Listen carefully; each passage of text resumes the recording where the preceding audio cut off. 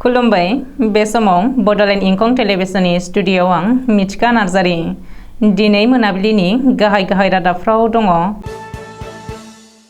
गसाइगावनि बर' बादायाव दैबानाजों भुगिनांनानै रैखाथि बादायाव थानांदों। गाइखेरनि बेसेना 3.50 रां बांदों। 5थि जुनियर नेशनेल बक्सिं चेम्पियनशिपआव अविनाश दासआ ब्रन्ज मेडेल देरहादों। फरायसाफोर गैयैनि थाखाय नलबारिनि गं 14 सोरखारि फरायसालिफ्रा बन्द जाबाय। उज्जवल भयाया जौसिन बिजिरसालिनि बिजिरगिरि महरै समायखिरा लाबाय। 1971 मायथाइखौ बिथा खालामनानै बियाब दाफामनाया जानांगौ बुंदों लरेनज्योति गगৈ। बारगौ एनडिएफबि बि दैखुआ गोब्राब जब्रायाव गोग्लैनानै दङ। दिल्लीयाव 23,000 सुबुंखौ एनडिआरएफआ रैखाथि जायगायाव दोनहैनो हाबाय। दानिया फैदिनि आबुं रादाबाव।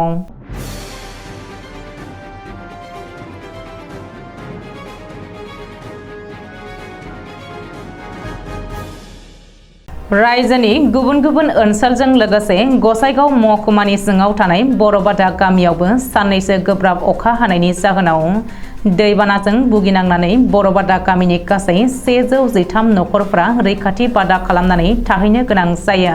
थांनाय साननैसोनिफ्रायनो बर'बादा गामिनि गुदि फरायसालियाव रिलिफ केम्प खालामनानै थाहैनो गोनां जादों बर'बादा सिंगिमारि गामिनि रायजो राजाफ्रा। मिथिनो मोननाय बायदिब्ला दासिमबो नखराव थाहैजानाय थासारि जायाखै, जायनि जाहोनाव दिनैसिम रिलिफ केम्पआव थानो गोनां जादों। गोबां माइ माइरंजों लोगोसे नखरनि लाइ लथर आबाद मैगं थाइगंफोरा खहा जालांजोब्बाय होननानै फोरमायदों गामिनि सुबुंफ्रा। लोगोसे बोरमा अमा मोसौ मैसो दाउ फारौ बायदिफोराबो थानो दोननो थाखाय जायगा गैयैजों लोगोसे गोबां बायदि जेंनाजों भुगिनो गोनां जादों होननानै फोरमायबावदों ओनसोलनि सुबुंफ्रा। बेनिनो दिनै दैबानाजों भुगिनांनानै रैखाथि बादायाव थानांनाय सुबुंफोरनो हानाय बायदि हाग्रा बिफाननिफ्राय माइरं दालि जाग्रा थाव बायदि राननानै हेफाजाब होफैदों।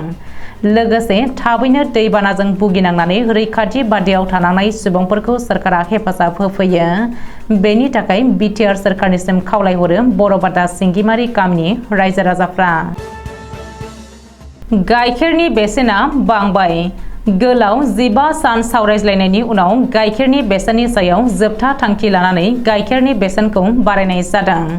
सुलुङाव फोरमायथिनाय बायदिब्ला ग्रेटार गुवाहाटी डेयरी ट्रेडार्स एसोसिएशन आरो ग्रेटार गुवाहाटी केटल ब्रिडार्स एसोसिएशन एबा मोसौ फिसिग्रा गौथुमा गोलाव 15 सान सावरायज्लायनायनि उनाव जोबथा थांखि लादों आरो गाइखेरनि बेसेनखौ लिटारफायाव 3.50 रां बारायनाय जादों। मख'नो गोनांदि गाइखेरनि बेसेनखौ लिटारफायाव 5 रां बारायनो थाखाय ग्रेटार गुवाहाटी केटल ब्रिडार्स एसोसिएशनआ दाबि खालामदोंमोन। नाथाय ग्रेटार गुवाहाटी डेयरी ट्रेडार्स एसोसिएशनआ बे दाबिखौ नेवसिगारनानै गाइखेरनि बेसेनखौ लिटारफायाव 3.50 रां बारायनानै होयो।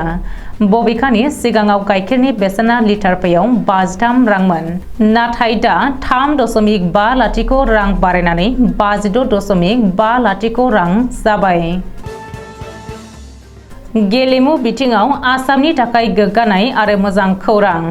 अरुणाचल प्रदेशनि राजथावनि इटानगराव थांनाय 9 जुलाइनिफ्राय खुंनाय 5थि जुनियर नेशनेल बक्सिं चेम्पियनशिप 2023 आव आसामनि बक्सार अविनाश दासआ ब्रन्जनि मेडेल देरहादों। अविनाश दासआ जरहाटनि एमेचार बक्सिं एसोसिएशननि सासे गेलेगिरि। मख'नो गोनांदि अविनाश दासआ लीग गेलेनायाव सोनाब बेंगलनि गेलेगिरि, प्रि क्वार्टाराव मेघालयनि गेलेगिरि, क्वार्टार फाइनेलाव गुजरातनि गेलेगिरिखौ फेजेननानै सेमि फाइनेलाव जायगा दखल खालामदोंमोन। नाथाय सेमि फाइनेलाव अविनाश दासआ अरुणाचल प्रदेशनि गेलेगिरिनि आखायाव जेननो गोनां जायो।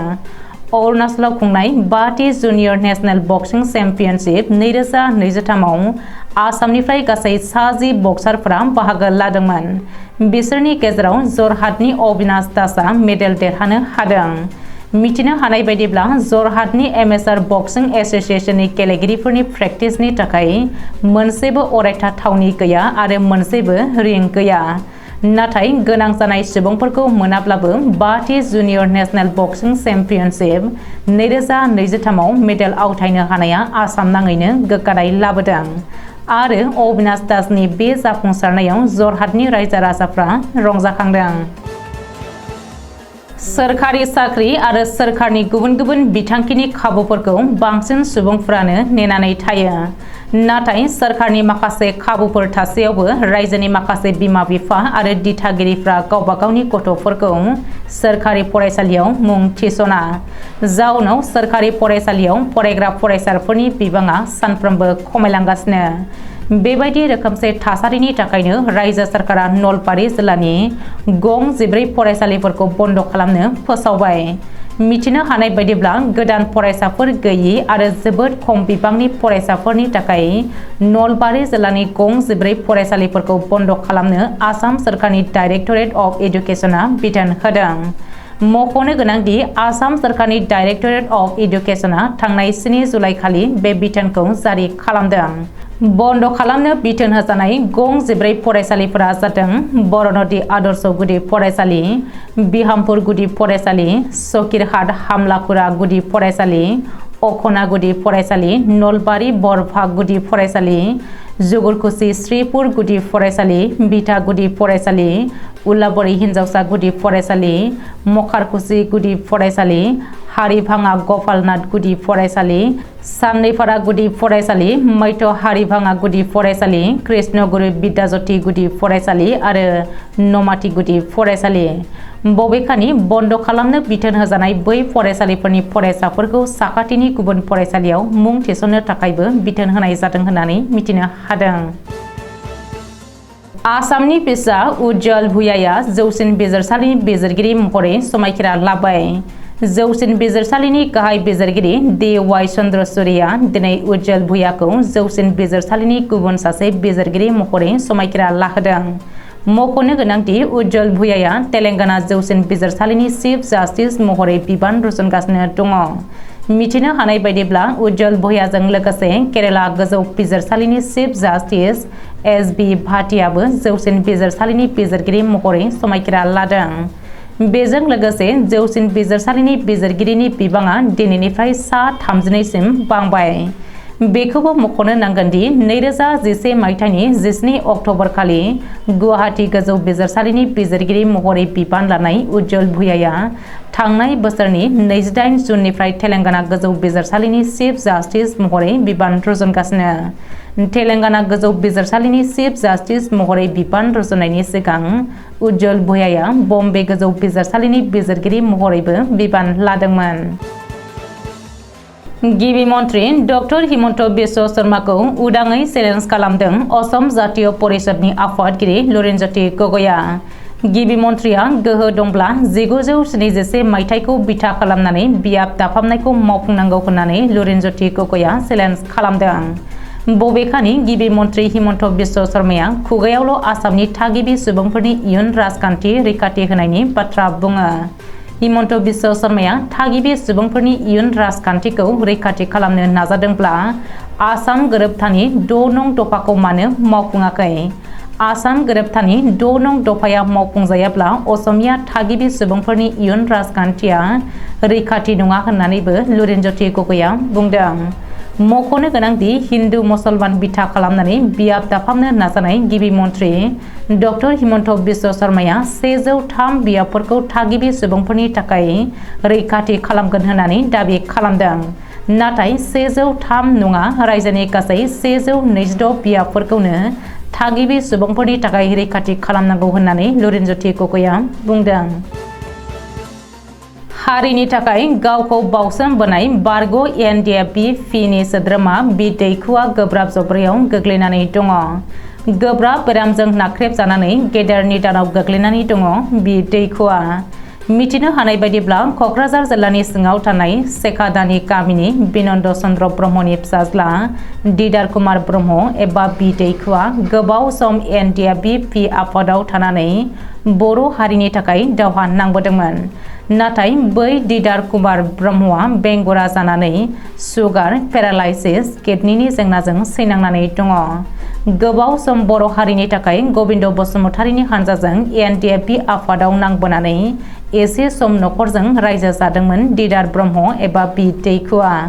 नाथाय गोब्राब बेरामाव गोग्लैनानै हा हु मोसौ बोरमा धोन दौलत फाननानै फाहामथाय लादोंमोनब्लाबो दिनैसिम फाहामनायनि लामायाव फैयाखै।